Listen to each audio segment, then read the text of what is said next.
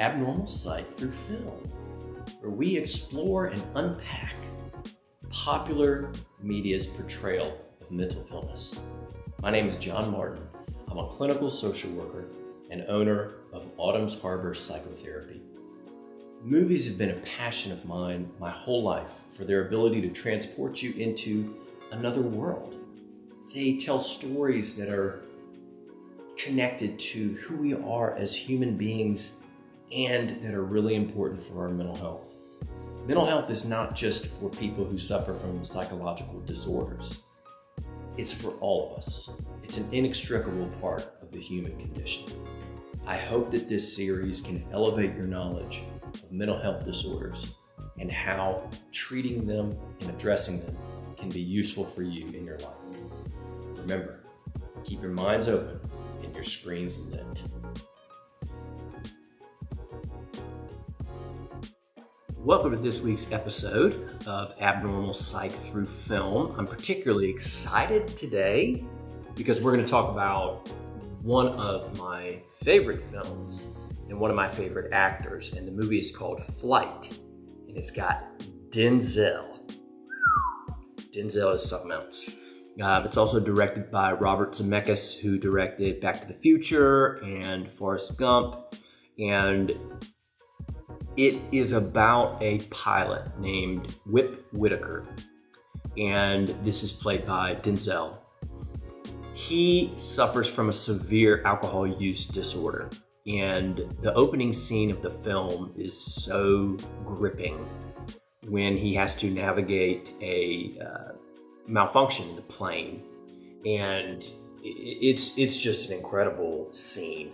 Do not recommend you go flying anytime after seeing this movie. The movie then follows Whip as he kind of goes along this moral dilemma of knowing he needs to stop, having consequences, losing his family, nearly losing his job, but he cannot control his drinking. And it is so evident and well done in this film. So before we jump into the film, I want to talk to you a little bit about alcohol use disorder. This is the primary psychological disorder portrayed in this film. When we talk about substance use disorders, the way that they're organized in the diagnostic manual, they're broken out by substance. So you have cannabis use disorder, stimulant use disorder, opioid use disorder, alcohol use disorder, etc. Each one of these has the same 11 criteria. They're just specific to the substance that they're relevant to. And so these 11 criteria you only have to have 2 of them to meet criteria for the diagnosis within a year, so a 12-month period. So the criteria kind of fall along 4 categories. Number 1 is impaired control, and this is kind of the hallmark characteristic of alcohol use disorder. This inability to moderate or stop given a sufficient reason. This causes a lot of problems in their life, of course, as they try to function and keep relationships and hold a job and do all of these things while they can't control their alcohol consumption. This would be a problem, especially if you're a pilot. And so this is really, really well done in this film. The second category is social impairment. So it interferes with various life roles, whether it's occupational, familial, hobbies, interests, citizen, various different roles that one might inhabit. It is a significant impediment to being able to function in those roles. The third category is risky use. So you'll see people in the grips of an alcohol use disorder making very, very bad decisions, very impulsive decisions that they would not normally make if they were not intoxicated. And so risky use is a big piece. Finally, the fourth category is pharmacological. So these have to do with the effects of the substance on the body. It includes cravings, increased tolerance, and withdrawal symptoms. So there's 11 total if you break out the symptoms within each domain. If you have 2 or 3, you meet criteria for a mild substance use disorder. 4 or 5 would be a moderate substance use disorder, and 6 or above is severe. And I'm sorry, because some of you may have just realized you may have a substance use disorder, but this is something that is important for all of us to know when it comes to assessing risk, because that's the name of the game here. Whether it's therapy, counseling, we are all about reducing risk. If someone's at risk for a psychological disorder or a certain stressor, we want to reduce that risk. So with alcohol use disorder, how can we bring the risk down? The risk is pretty high. Only about 10% of the population suffers from a substance use disorder. However, approximately 80% of those with a substance use disorder who enter treatment will be back within a year. With opioid use disorder, it's up to about 90 to 95% recidivism rate. So this is extremely high and very concerning. So anything we can do to reduce the risk is going to be beneficial. So let's jump into the film. The opening scene of this film is of Whip, or Captain Whitaker, in a hotel room with his girlfriend, and they're waking up from an obvious bender, and the first thing he does is drink the old beer that's sitting on his nightstand, followed by a line of cocaine. Now, mind you, he's immediately going to pilot a commercial airline in a storm. So you're watching this and you're just kind of like, oh my goodness. So he starts to pilot the plane, and he's acting a little loose, but nothing obscene. And one of the most powerful parts of the film early on is when he's addressing the people on the plane, and he's got his hand behind the counter and he's pouring 3 mini bottles of vodka into his orange juice. This is in the middle of the flight. So he goes back into the cockpit, and the plane suffers a serious malfunction and goes into an uncontrollable nosedive. And this scene in the film is so intense. I was on the edge of my seat.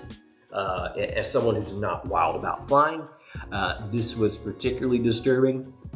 But what he does is he ends up inverting the plane. So he flips it over completely upside down in order to stop the dive, and then he flips it back and they crash onto the ground. One of the things I learned about this film is that aviation maneuver is theoretically possible. It's never been done. They don't recommend that you do it, but it is theoretically possible. And if you've seen the film, I can only imagine what it would be like to have been on that plane. So after this, Whip wakes up in the hospital, and one of the first people that he calls is his friend / drug dealer, played by John Goodman. And he is just an amazing character. He enters the film to Rolling Stone's Sympathy for the Devil. And it's a great scene, and John Goodman plays it so well. He brings so much charisma to that role. And this is the first time in the film where Whip says, "I'm gonna stop drinking." This is the first of 4 times in the film where he says he's gonna stop drinking and then begins drinking again. And so there's a great scene following that where he dumps out all of the alcohol. He pours out all the vodka. He gets rid of all his pills. He gets rid of all his marijuana. And it's like, okay, I'm gonna start over, right? And this is typical with someone with an alcohol use disorder. I often call it surrender versus retreat, right? When someone retreats, they're saying, okay, I'm gonna stop fighting for a little while. I've been whooped here, so I'm gonna hang back. I'm gonna recoup my resources, and then I'm gonna fight again. This is very different than surrender. Surrender is, I'm gonna wave the white flag. I'm gonna take everything. I'm gonna lay it on the table, and it's yours. And I am now submitting to your authority. This is very different than retreat. And so Whip retreats several times in the film until he, well, I won't tell you what happens. And so he finds out that they took a blood sample of him while he was in the hospital. And obviously this is quite a shock, as the attorney for the airline, played by Don Cheadle, amazing, tells him he tested positive for marijuana, cocaine, and alcohol. And his blood alcohol content was a 0.2 on the day of the crash, which is above the legal limit to drive, right? Much less operate an airplane. So they're able to kill the tox screen. And this is a great example of how people with alcohol use disorders and other substance use disorders often have people around them that can enable them. Not because they don't care or because they want them to suffer. In fact, quite the opposite. The belief is that they're helping them, right? Let's help Whip by not having him lose his pilot's license, by not having him go to jail, right? Let's kill this tox screen so that he can, be okay. Ultimately, as we find out, this set the stage for more drinking. Immediately after this scene, he goes to the bar. He orders I can't remember what it is. It's some type of liquor, and he sits there and he twirls it in his hand. And then he's just like, screw it, bam. And he's off to the races. He goes and he buys a bottle of vodka. He starts chugging the vodka. He's got a 12-pack of Budweiser. He's off to the races. And things begin to continue to unravel from there. To back up a little bit, we have another character that enters. Her name is Nicole. And Nicole is an IV drug user. There's a very powerful scene where she's injecting heroin and overdoses and winds up at the hospital. She's at the same hospital as Whip. And they meet just by happenstance in the stairwell of this hospital to smoke a cigarette. And there's a really powerful thing that happens. I think as I watched the film again, this really stood out to me. There's a cancer patient that comes up the stairs, and he's obviously very sick, and he has IVs hooked up to him, and his doesn't have any hair. And here he is talking to these two relatively healthy, aside from their addictions, people. And he speaks with such grace and gratitude and acceptance and willingness to embrace his fate.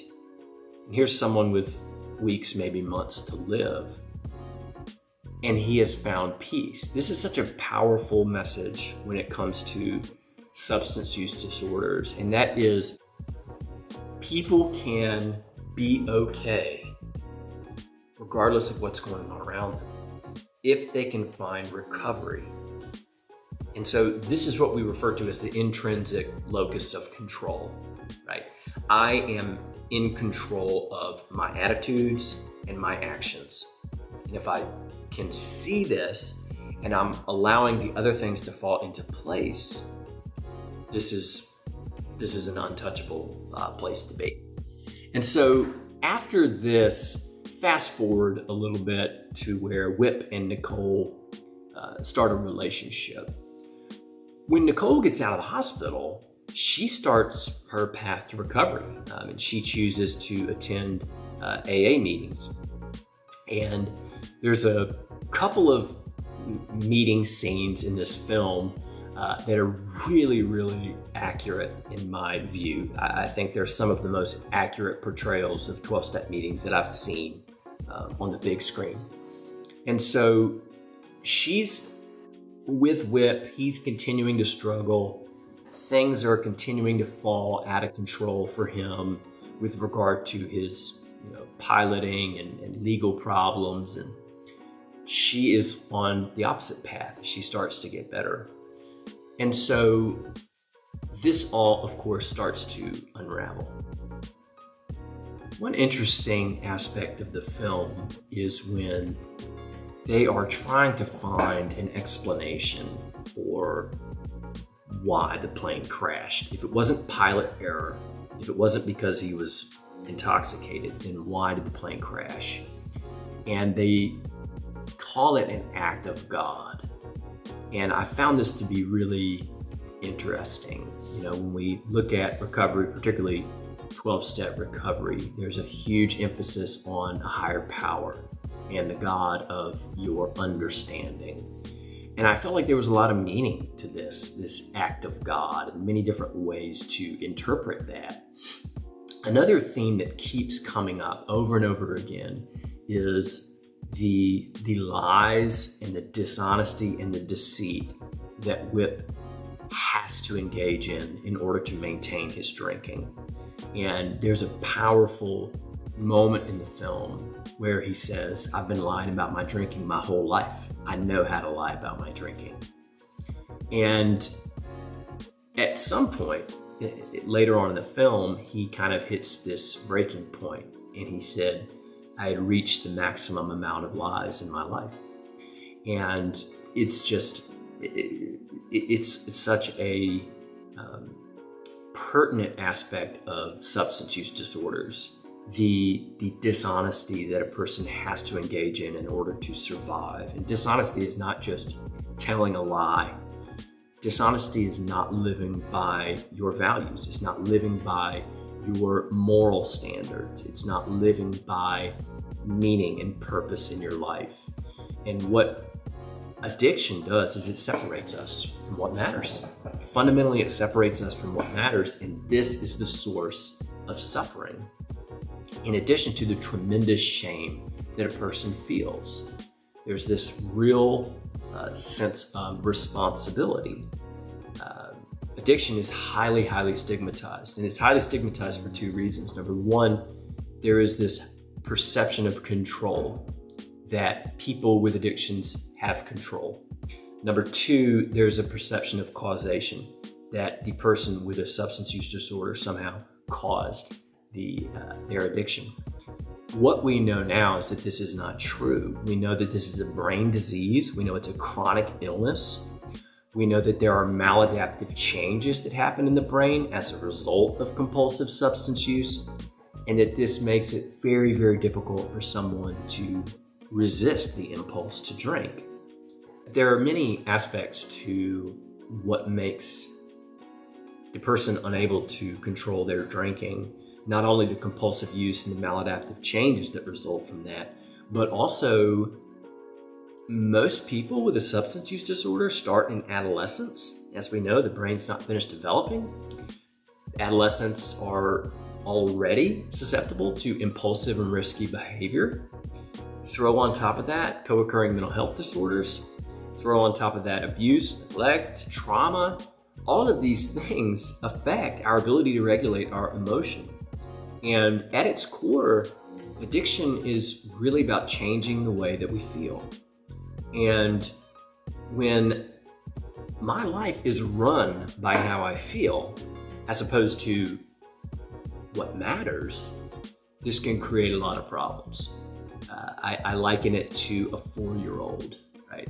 I have a 4-year-old, and she will come downstairs in the morning and she will say, "Dada, I want a popsicle."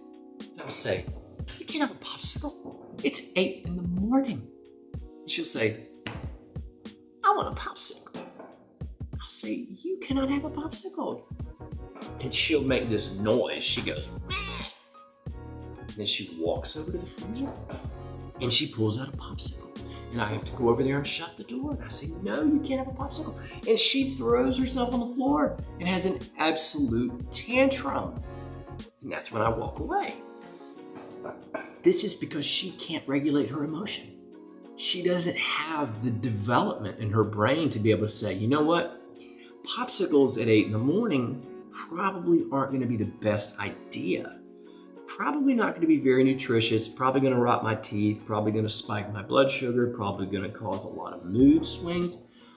So, as parents and adults, we have to function as their regulators. So, with substance use disorders, you've taken away that ability to regulate those impulses. So, this is where the powerlessness and lack of control comes in. With the changes in the brain, you're hypersensitizing the gas pedal. You're hypersensitizing the part of the brain that's all about desire and urge and reward. And if you pervert that system and you take it to where it's functioning beyond its intended purpose, the person becomes obsessed with that feeling. And as the brain continues to experience more and more substance use, it begins to downregulate chemical receptors in the brain, which make it difficult to feel the euphoric effects of the substance. And the more we use and the more we drink, the more and more downregulation is happening. And you wind up with someone who can't feel pleasure, someone who wants to die, someone who is eaten up with grief and shame and guilt and regret and remorse. And it's a real bad place to be. And Whip is there. He's there at the end of the film. As we arrive at the end of the film, there's an incredible scene where Whip is at a point where he's just trying to get to a hearing that's going to be held by the aviation people. And the lawyers have come up with an out for him. They've bailed him out. All he's got to do is go in there and say, hey, I didn't drink, we're all good. But one of the things, this is going to be important later, is that in order for Whip to lie, he's going to have to implicate his girlfriend who died in the plane crash, the girl that was in the hotel with him at the beginning of the film. And this is ultimately the moral dilemma that held weight for Whip and was the proverbial straw that broke the camel's back, if you will. But the night before the hearing, he's at I think it's the Marriott Hotel in downtown Atlanta. It's a beautiful hotel. And he's being guarded because he can't trust him. He can't control himself. They take all the alcohol out of the hotel room. He's got someone standing at the door. All he's got to do is get through the night, go to the hearing. He's off the hook. In the middle of the night, he discovers that the door that connects the room to the room next to him was open. And he walks in there and he opens the mini fridge and he finds it full of booze. And he takes out, I believe it's Kettle One vodka. He puts it on the counter and he walks away. A few moments later, you see his hand come in and just grab the bottle. And it's just like, oh man, I mean, to a sane person looking at that, you would think, what is he thinking? But he's not thinking, right? Addiction doesn't care about hearings. It doesn't care about moral dilemmas. It doesn't care about losing your job. It's amoral. Its sole function is to feel that feeling. And he ends up going on a tremendous bender, wakes up in the morning, they find him totally trashed his hotel. He's naked and bleeding in the bathroom when they find him. He's totally hungover. He's really still drunk. They call John Goodman,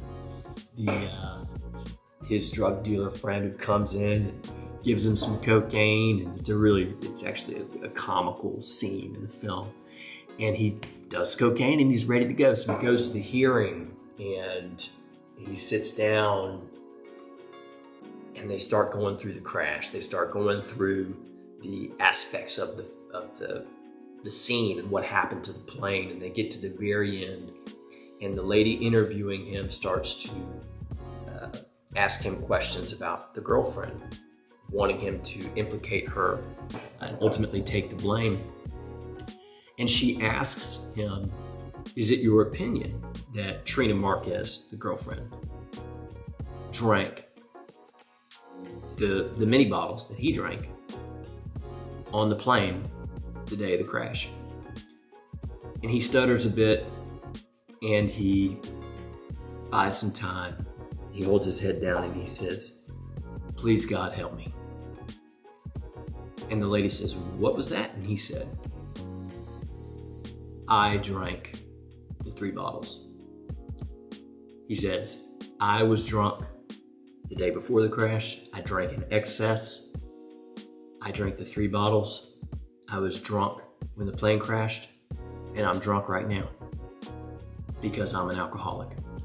It's such a poignant scene in the film, and everybody just goes ballistic, and obviously this is doom for his career. And it flashes forward about 18 months to him being in prison, and he is sharing at an AA meeting in the prison. And he's talking about gratitude, he's talking about fate, he's talking about God, he's talking about all of the things that the guardian angel, the cancer patient in the stairwell, talked to him about. It's just it really comes full circle. And he has a visitor, and it's his son. This is the final scene of the film. His son and he were estranged. There's a scene earlier in the film where they get into an altercation while he's drinking, while Whip is drinking. And his son comes to him in prison to interview him for a college application, I believe it is. And the title of the paper is The Most Interesting Person I've Never Met. And he puts the recorder down and he says, so who are you? And the movie ends. It's just, I love the film. I feel like it just did a great job of, and Denzel, I mean, his ability to command the screen and hook you emotionally, his authenticity, it's just, you can't help but feel like this is actually happening. I had a moment, I was watching the film last night, and I had a moment where I kind of went into a blackout almost. I felt like I was there, and then I realized, oh wait, this isn't really happening. And that's what you want in a good film. You want it to transport you away to this fantasy land. And this movie absolutely does that. I want to talk for a minute about treatment and how do we treat alcohol use disorders. And this is kind of a multi-pronged approach. I'll speak specifically to clinical approaches. And the first approach is cognitive behavior therapies. And essentially this is about teaching a person to identify what we call cognitive distortions. These are thoughts, automatic thoughts that aren't based in the evidence. They're not based in what's actually happening. They're distorted. They tend to be black and white. They tend to be catastrophic. They tend to be overly personalized. And CBT teaches a person to recognize these distorted patterns of thinking and to challenge them in effective ways to arrive at a preferred way of thinking or looking at a situation. There's also behavioral skills that are implemented as far as finding a person's values and how do they live by values, and how does a person re-engage in things that develop a sense of mastery or things that are fun, and really building some goals and action steps around that. So CBT, another modality used to treat alcohol use disorder is called contingency management. Essentially what contingency management is, it's a system of positive reinforcement that's meant to encourage certain behaviors and eliminate others. So you see this in 12-step programs where at certain milestones, a person picks up a chip at a meeting and they're celebrated. And when they get to a year, they have a party, often with birthday cakes and speakers and various things. And then every year you go back and you get a chip and you say something about your recovery. This is just one example. There's many other examples that might be getting your job back, or if you're in a treatment program, maybe you can get visitation, or maybe you can go for outside meetings. There's many different ways to positively reinforce recovery-oriented behaviors. The next modality is motivational interviewing. This is actually a conversational style where you're tapping into what motivates a person, right? And fundamentally, we're motivated by pain and by pleasure, right? It's approach and avoidance. And if you can tap into both of those things, you can really help enhance someone's motivation. For example, if I can find out the source of pain in somebody's life, we can work around that to help them move away from that.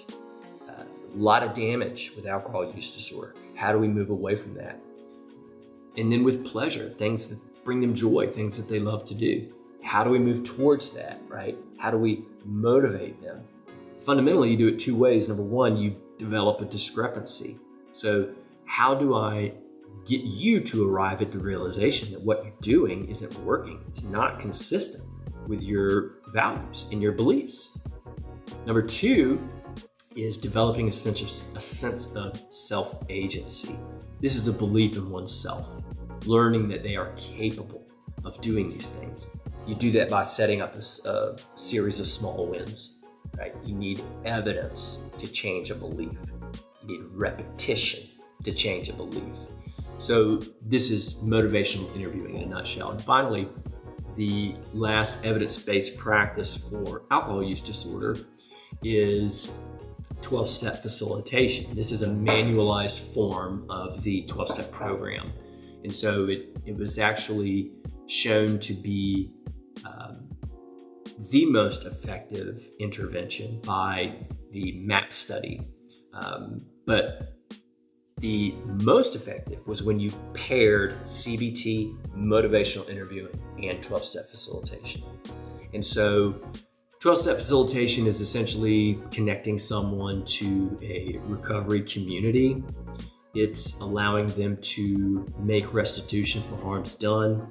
It's allowing them to connect with a power greater than themselves, whatever they choose that to be. It's allowing a person to really reflect and do some introspection about their fears and their harms and their misconduct. And finally, it's about providing someone with a set of universal spiritual principles that they can live their life by. And so that's 12-step recovery. There's many other pathways to recovery. There's Smart Recovery, there's faith-based programs, there's Dharma, there's Celebrate Recovery. And neither one's right or wrong. It's really just about personal preference. In the movie, Alcoholics Anonymous is portrayed as the way that Whip and Nicole find recovery. So that wraps up the this week's discussion on the movie Flight. Highly recommend it. Excellent film. Thank you all for watching. I hope you enjoyed. And remember to keep your minds open and your screens lit. Take care.